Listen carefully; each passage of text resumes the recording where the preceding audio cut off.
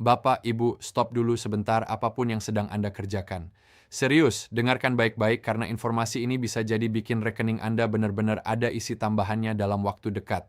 Bukan gaji bulanan biasa, bukan juga bonus iseng-iseng, tapi rapelan kenaikan gaji yang sudah lama banget ditunggu oleh jutaan ASN, TNI, Polri, sampai para pensiunan di seluruh Indonesia. Dan yang bikin heboh, pemerintah sudah resmi menandatangani Perpres nomor 79 tahun 2025 dengan alokasi anggaran yang disebut mencapai 55 triliun rupiah. Tapi jangan keburu senang dulu, karena ada hal penting yang wajib banget Anda pahami biar tidak salah langkah.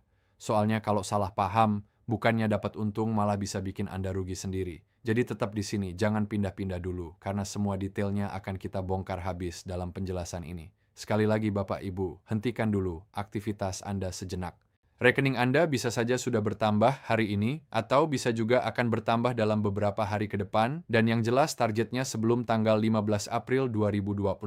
Ini bukan gaji rutin bulanan seperti biasanya. Ini adalah rapelan kenaikan gaji yang sudah dinanti-nanti bertahun-tahun oleh para aparatur sipil negara, prajurit TNI, anggota Polri, dan para pensiunan yang tersebar dari ujung barat sampai ujung timur Indonesia. Pemerintah sudah resmi mengesahkan Peraturan Presiden Nomor 79 Tahun 2025, dan di dalam aturan ini ada kabar besar yang memang bikin banyak orang langsung pasang telinga. Tapi sekali lagi, sebelum Anda terlalu cepat girang, ada banyak hal yang harus benar-benar dipahami, karena kalau salah baca situasi, salah dengar informasi, atau salah langkah, bisa-bisa Anda sendiri yang kena dampaknya. Jadi jangan kemana-mana dulu, karena semua informasinya akan kita kupas tuntas, pelan-pelan, dan transparan. Sekarang kita mulai dari awal. Kenapa sih rapelan ini sampai muncul? Kenapa ada selisih yang harus dibayarkan sekarang? Kita semua tahu dalam beberapa tahun terakhir, isu kenaikan gaji ASN itu jadi topik panas yang dibahas di mana-mana. Di warung kopi dibahas, di grup keluarga dibahas, di kantor juga dibahas. Semua orang merasa bahwa di tengah kondisi ekonomi yang terus berubah, harga kebutuhan pokok yang naik turun, serta beban kerja yang tidak ringan, para aparatur sipil negara yang selama ini tetap melayani masyarakat dalam berbagai situasi layak mendapatkan penghargaan yang lebih layak pula. Apalagi selama masa pandemi, saat ada bencana alam, dan dalam banyak krisis lainnya, mereka tetap bekerja, tetap hadir, dan tetap menjalankan tugas. Karena itulah muncul pandangan bahwa kenaikan gaji memang sudah sangat pantas diberikan. Bahkan anggota Komisi 11 DPR RI juga pernah menyampaikan bahwa ASN yang memberikan pelayanan optimal kepada masyarakat memang sudah sepatutnya mendapatkan kenaikan gaji yang sepadan. Tapi tentu saja, pemerintah tidak bisa asal putuskan begitu saja. Ada kemampuan negara yang harus dihitung, ada APBN yang harus dijaga, ada stabilitas fiskal yang harus dipertimbangkan. Jadi memang bukan perkara gampang. Setelah melalui proses panjang, diskusi berlapis, pembahasan lintas kementerian, dan koordinasi yang tidak sebentar, akhirnya kebijakan kenaikan gaji ini ditetapkan secara resmi. Artinya, ini bukan keputusan yang muncul semalam lalu pagi ini langsung dijalankan. Ini hasil dari proses panjang yang melibatkan banyak pihak, termasuk Kementerian Keuangan, Kementerian Pan-RB, Bappenas, dan tentu saja Presiden Republik Indonesia sendiri. Direktur Jenderal Anggaran Kementerian Keuangan, Luki Alfirman, menyampaikan bahwa memang ada banyak faktor yang harus diperhitungkan sebelum kebijakan seperti ini benar-benar dieksekusi. Bukan cuma soal nominal anggaran, tapi juga kondisi fiskal negara, kapasitas APBN, dan dampaknya terhadap inflasi, serta daya beli masyarakat secara umum. Jadi keputusan ini bukan sekadar keputusan spontan. Ada hitung-hitungan besar di belakangnya. Dan pada akhirnya, keputusan itu turun juga. Pemerintah menyiapkan anggaran sekitar 55 triliun rupiah untuk pembayaran rapel bagi seluruh aparatur sipil negara, pemerintah pusat, pemerintah daerah, sampai pensiunan ASN di seluruh Indonesia. Angka ini bukan angka kecil, Bapak Ibu. Ini angka besar yang menunjukkan bahwa pemerintah memang serius ingin memberi perhatian kepada para abdi negara. Sekarang mari kita bedah dokumen resminya, Peraturan Presiden Nomor 79 Tahun 2025 tentang Pemutakhiran Rencana Kerja Pemerintah tahun 2025 ditandatangani langsung oleh Presiden Prabowo Subianto pada tanggal 30 Juni 2025. Sejak saat itu, aturan ini mulai berlaku dan mengikat secara hukum. Perpres ini merupakan pemutakhiran dari Perpres Nomor 119 Tahun 2024 yang kemudian disesuaikan dengan Undang-Undang Nomor 62 Tahun 2024 tentang APBN 2025. Kalau dilihat dari bentuk dokumennya, ini bukan dokumen tipis.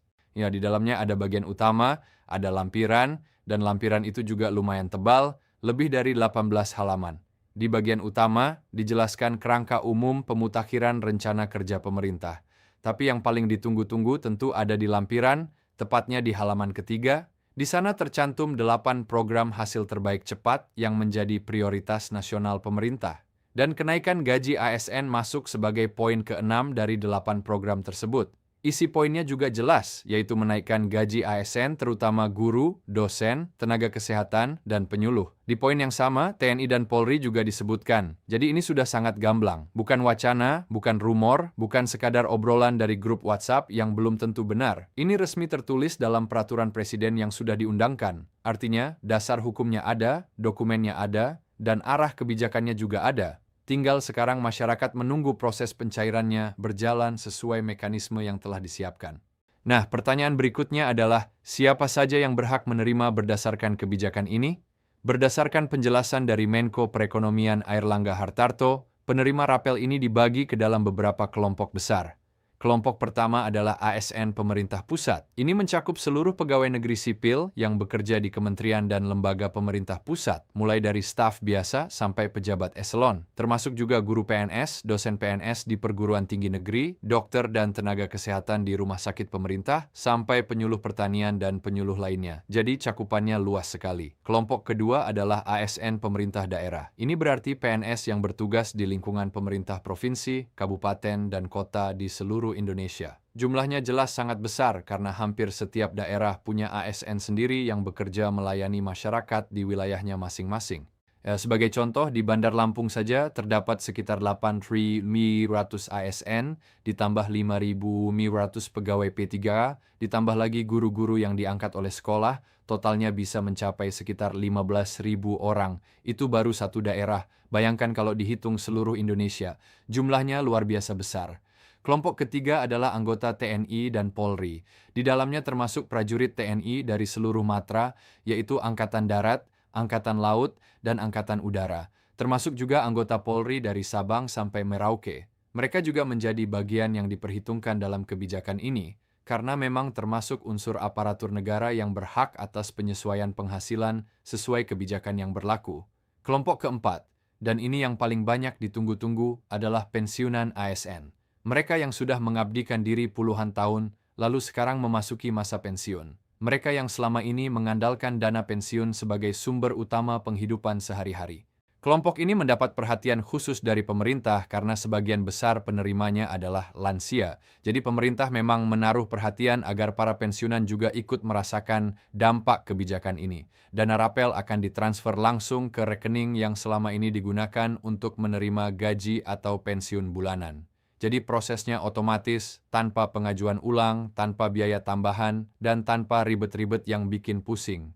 Bapak dan Ibu cukup mengecek saldo melalui ATM, SMS banking, atau aplikasi mobile banking. Sederhana saja, total penerima manfaat dari kebijakan ini mencapai 9,4 juta orang di seluruh Indonesia. Angka ini sangat besar dan itu sebabnya prosesnya juga harus sangat hati-hati. Kalau begitu banyak orang yang harus dilayani, wajar kalau pemerintah dan pihak terkait perlu memastikan semuanya benar-benar aman, akurat, dan tidak ada data yang meleset. Sekarang pertanyaan yang paling sering ditanyakan, berapa sih uang yang akan saya terima? Ya, jawabannya tidak sama untuk semua orang. Memang ada perbedaan, karena perhitungannya sudah ditentukan berdasarkan beberapa faktor penting. Faktor pertama adalah gaji pokok terakhir. Besaran gaji pokok saat masih aktif atau saat pensiun jadi dasar utama perhitungan. Semakin tinggi gaji pokok, maka semakin besar juga selisih dan rapel yang diterima. Jadi memang tidak bisa disamaratakan. Faktor kedua adalah golongan dan pangkat. Pegawai golongan IV tentu beda dengan golongan 2. Berdasarkan kebijakan ini, secara garis besar kenaikan gaji untuk pegawai golongan I dan 2 berkisar 8%, golongan tertentu naik sekitar 10%, dan golongan IV naik sekitar 12%. Jadi persentasenya memang berbeda sesuai struktur golongan. Faktor ketiga adalah masa kerja. Semakin lama masa kerja, biasanya semakin tinggi komponen gaji yang dihitung. Orang yang punya masa kerja 30 tahun tentu beda hasil rapelnya dengan yang masa kerjanya baru 15 tahun. Faktor keempat adalah jumlah bulan yang tertunggak. Ini maksudnya jumlah bulan sejak kebijakan kenaikan itu berlaku sampai saat pencairan dilakukan. Kalau jedanya lebih panjang, tentu bulan yang dihitung sebagai rapel juga lebih banyak. Jadi jumlah akhirnya akan menyesuaikan periode tunggakan itu. Faktor kelima adalah tunjangan keluarga dan komponen lain seperti tunjangan istri atau suami, tunjangan anak, serta tunjangan lainnya yang ikut dihitung dalam total rapel. Jadi bukan cuma gaji pokok yang masuk perhitungan, tapi ada komponen lain yang juga memengaruhi nominal akhir. Sebagai ilustrasi sederhana, misalkan gaji pokok sebelum kenaikan adalah Rp3.000, lalu setelah kenaikan menjadi Rp3.800, berarti selisih per bulannya adalah Rp300.000. Kalau jumlah bulan yang tertunggak adalah 6 bulan, maka total rapel yang diterima adalah Rp300.000 dikali 6, jadi Rp1.800.000. Ingat, ini hanya ilustrasi sederhana. Perhitungan real tetap dilakukan oleh sistem komputer PT Taspen secara otomatis. Ya, jadi bukan manual, bukan asal tebak, dan bukan oleh oknum tertentu. Karena itu jangan heran kalau nominal yang Anda terima nanti bisa berbeda dengan tetangga atau rekan pensiunan Anda. Itu wajar. Selama datanya benar, sistemnya akan menghitung sesuai aturan masing-masing orang. Sekarang kita masuk ke bagian yang paling penting, yaitu mekanisme pencairan dan kapan uang itu masuk ke rekening Anda. Proses ini memang panjang dan melibatkan banyak tahapan. Nah, justru disinilah banyak orang sering salah paham. Akibatnya, mereka berharap pencairan itu bisa serentak dan langsung masuk ke semua rekening dalam satu hari. Padahal kenyataannya tidak sesederhana itu. Ada tahapan administrasi, validasi, verifikasi, sampai distribusi dana yang harus dilewati terlebih dahulu. Tahap pertama adalah penetapan kebijakan. Pemerintah melalui Kemenpan RB mengajukan usulan kenaikan gaji kepada Kementerian Keuangan. Suratnya sudah dikirim dan diterima oleh Dirjen Anggaran.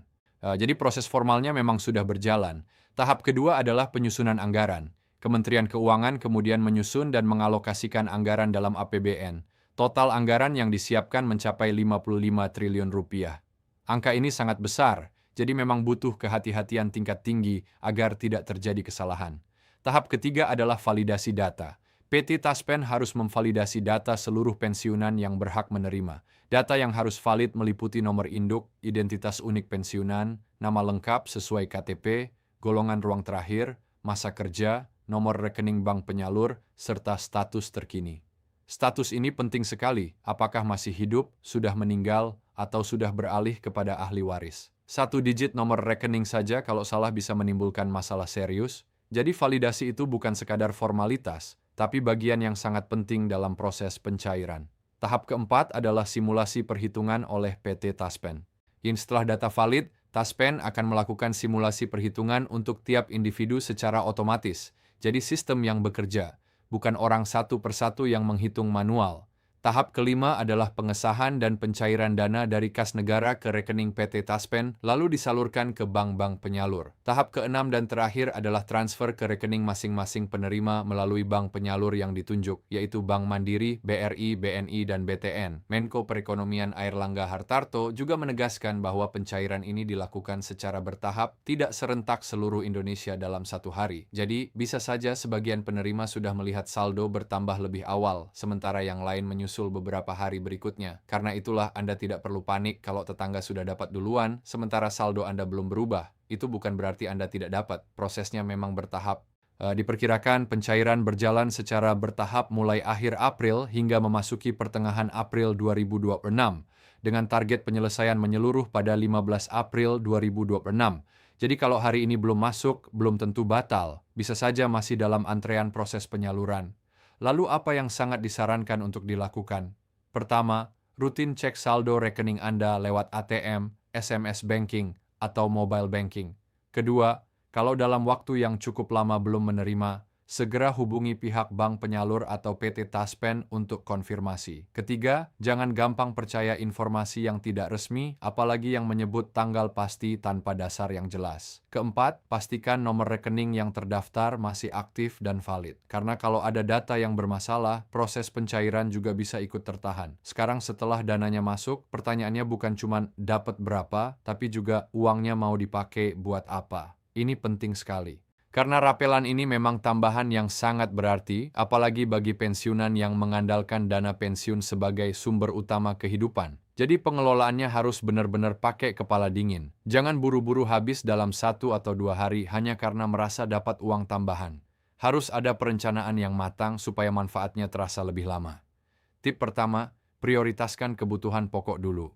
Gunakan sebagian dana untuk memenuhi kebutuhan yang selama ini mungkin tertunda, seperti biaya kesehatan, kebutuhan rumah tangga, atau kebutuhan mendesak lainnya. Tip kedua, sisihkan untuk tabungan darurat. Idealnya sekitar 10% sampai 20% dari dana rapel disimpan sebagai cadangan darurat. Jadi kalau nanti ada kebutuhan mendadak, Anda tidak bingung cari dana lagi. Tip ketiga, jangan habiskan sekaligus untuk hal-hal yang tidak penting. Tahan godaan. Masa pensiun itu fase yang butuh kestabilan finansial jangka panjang, jadi lebih baik uangnya dipakai dengan bijak.